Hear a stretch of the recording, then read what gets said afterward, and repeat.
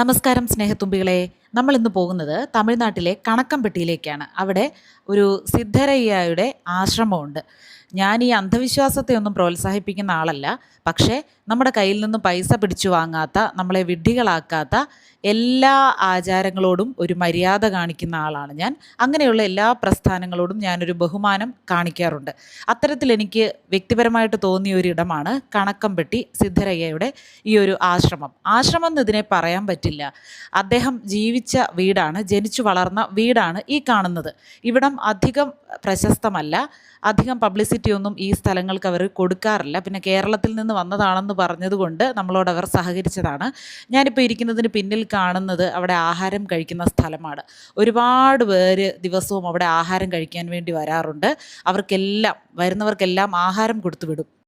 അപ്പോൾ ആരാണ് ഈ കണക്കംപെട്ടി സിദ്ധർ അഥവാ മൂട്ടസ്വാമി എന്നറിയപ്പെടുന്നത് എന്നൊക്കെയാണ് ഞാൻ ഈ ചോദിക്കുന്നത്. ഈ കാണുന്നതാണ് മൂട്ടസ്വാമി. മൂട്ടസ്വാമി എന്നറിയപ്പെടാൻ കാരണം, മൂട്ട എന്നാൽ തമിഴിൽ ചാക്ക് എന്നാണ് അർത്ഥം. അദ്ദേഹം എപ്പോഴും തൻ്റെ തോളിൽ ഒരു ചാക്ക് മേന്തിക്കൊണ്ടായിരിക്കും നടക്കുന്നത്. അതിലെന്താണെന്ന് ചോദിച്ചാൽ, മറ്റുള്ളവരുടെ പാപഭാരങ്ങളാണ്, മറ്റുള്ളവരുടെ ദുഃഖങ്ങളാണ്, അതാണ് താൻ ചുമലിലേന്തി നടക്കുന്നതെന്നാണ് അദ്ദേഹം മറ്റുള്ളവരോട് പറയുന്നത്. ജീവിച്ചിരുന്ന കാലത്ത് തന്നെ അദ്ദേഹം പല അത്ഭുതങ്ങളും കാണിക്കുമായിരുന്നത്രേ. മരണപ്പെട്ടതിന് ശേഷം, അതായത് സമാധിയായതിനു ശേഷം അത്ഭുതങ്ങൾ കാണിക്കുന്നത് ഒരുപാട് വർദ്ധിച്ചു. അപ്പോൾ ഞാൻ ഇതിലൊക്കെ വിശ്വസിച്ചാണോ ഇതൊക്കെ നിങ്ങളോട് പറയുന്നത് എന്ന് ഓർക്കും. പക്ഷേ ഇവരാരും പൈസ ഒന്നും ചോദിച്ചു വാങ്ങിക്കാറില്ല. അവിടെ വരുന്നവർക്ക് ആഹാരം കൊടുക്കുകയാണ് അവിടുത്തെ മെയിൻ പരിപാടി എന്നുള്ളതാണ് എന്നെ പ്രധാനമായിട്ടും ഇവിടെ ആകർഷിച്ചത്. ഇതൊക്കെ അദ്ദേഹം ജനിച്ചു വളർന്ന വീടാണ്. അവിടെ അദ്ദേഹം ഉപയോഗിച്ച ഊന്നുവടിയുണ്ട്, കിടന്ന കട്ടിലുണ്ട്, ഉപയോഗിച്ച വാച്ചുണ്ട്. അതൊക്കെ ഇവരിങ്ങനെ സംരക്ഷിക്കുകയാണ്. ഈ സ്ത്രീയൊക്കെ അദ്ദേഹത്തെ ജീവനോടെ കണ്ടിട്ടുള്ള ആളാണ്. അദ്ദേഹത്തെ പരിചരിച്ചിരുന്ന ആളുകളാണ് ഇവരൊക്കെ, ഇവിടെ ഉള്ളവരെല്ലാവരും.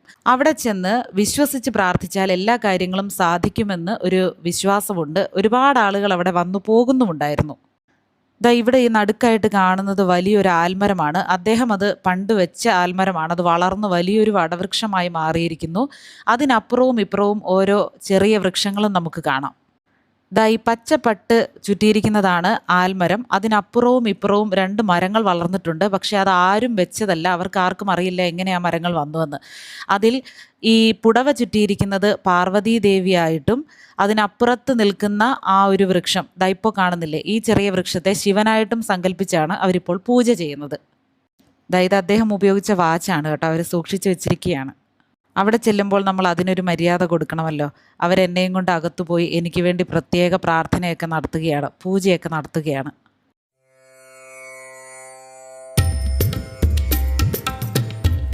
ഈ സ്ഥലത്ത് നിന്ന് 400 മീറ്റർ മാറിയാണ് അദ്ദേഹത്തിൻ്റെ സമാധി. അവിടേക്ക് പോകുന്ന കാഴ്ചയാണിത്. വഴിയിലെല്ലാം വലിയ അരിച്ചാക്കുകളാണ് വിൽപ്പനയ്ക്ക് വെച്ചിരിക്കുന്നത്. ഇതാണ് അവിടുത്തെ പ്രധാന വഴിപാട്. എല്ലാവരും ഒരുപാട് അരി വാങ്ങിക്കൊണ്ട് കൊടുക്കും അന്നദാനത്തിന് വേണ്ടി. ഓരോരുത്തർ അരിയും കൊണ്ട് പോകുന്ന കാഴ്ചയാണിത്. അവിടുത്തെ തിരക്ക് നോക്കൂ. ഞാൻ ചെന്നപ്പോൾ പൊതുവെ തിരക്ക് കുറവായിരുന്നു എന്ന് തോന്നുന്നു. ഒരുപാട് ആളുകളാണ് ദിവസവും പലയിടങ്ങളിൽ നിന്നായിട്ട് വന്നു പോകുന്നത്. ഒരുപാട് മലയാളികളും വരാറുണ്ടെന്നാണ് അവർ പറയുന്നത്. കുറേ പണമൊക്കെ കൊണ്ട് ഒഴുക്കുന്നതിന് പകരം ഇങ്ങനെയുള്ള വഴിപാടുകൾ നടത്തുന്നത് എത്ര നല്ലതാണല്ലേ. ആളുകൾക്ക് ഒരു നേരത്തെ ആഹാരം കൊടുക്കുക എന്ന് പറഞ്ഞാൽ അതിനപ്പുറം ഒരു ധന്യതയുണ്ടോ?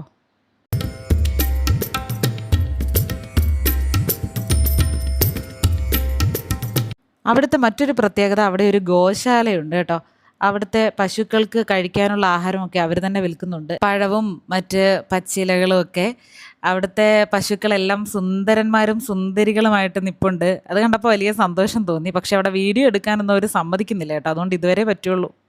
എല്ലാം ഓരോരുത്തരുടെ വിശ്വാസമാണല്ലേ. ഇത്രയും ആളുകൾ അവിടെ മെനക്കെട്ട് പോകുന്നത്, ഈ വെയിലിനും അത്രയും പണിപ്പെട്ട് ഒരു ദർശനത്തിനായിട്ടൊക്കെ കാത്തു നിൽക്കുന്നതുമൊക്കെ അവർക്ക് അവിടെ ചെന്നിട്ട് അവരുടെ ആഗ്രഹങ്ങളൊക്കെ സാധിക്കുന്നതായിട്ട് തോന്നുന്നത് കൊണ്ടാണ്. എന്തുമാത്രം ആളുകളാണ് അവിടെ കിടക്കുന്നത് എന്നറിയാമോ. അവിടെ താമസിച്ച് അന്നദാനത്തിലൊക്കെ പങ്കെടുത്ത് അവിടെ അന്നദാനമൊക്കെ നടത്തി നല്ല സാമ്പത്തിക ശേഷിയൊക്കെ ഉള്ള പുറം രാജ്യങ്ങളിലൊക്കെ ജീവിക്കുന്ന ആളുകളൊക്കെ ഒരുപാട് വരുന്നുണ്ട് എന്നാണ് അവർ പറഞ്ഞറിയാൻ കഴിഞ്ഞത്. ഏതായാലും എനിക്കിവിടെ ഹൈലൈറ്റ് ആയിട്ട് തോന്നിയത്, പൈസ ഒന്നും വാങ്ങിക്കുന്നില്ല. എല്ലാവരും കൊണ്ട് അരിച്ചാക്കുകളാണ് കൊടുക്കുന്നത്. 100 കണക്കിന് 1000 ആളുകളാണ് അവിടെ ആഹാരം കഴിക്കാൻ വേണ്ടി എത്തുന്നത്. ആര് ആഹാരത്തിന് വേണ്ടി വന്നാലും അവരെ ഒന്നും നിരാശരായിട്ട് മടക്കി അയക്കുകയില്ല. അതൊക്കെ വളരെ നല്ല കാര്യമല്ലേ. നിങ്ങൾക്കെന്താണ് തോന്നുന്നത്? ഇത്തരം ഇടങ്ങളെ പ്രോത്സാഹിപ്പിക്കണമെന്നാണോ? ഇതൊക്കെ അന്ധവിശ്വാസമാണെന്നാണോ? ഇവിടെയൊന്നും പോകരുതെന്നാണോ? പിന്നെ നിങ്ങളിൽ എത്ര പേര് ഇവിടെ പോയിട്ടുണ്ട്? കുറേ ആളുകളൊക്കെ ഇവിടെ പോയിട്ടുണ്ടായിരിക്കും.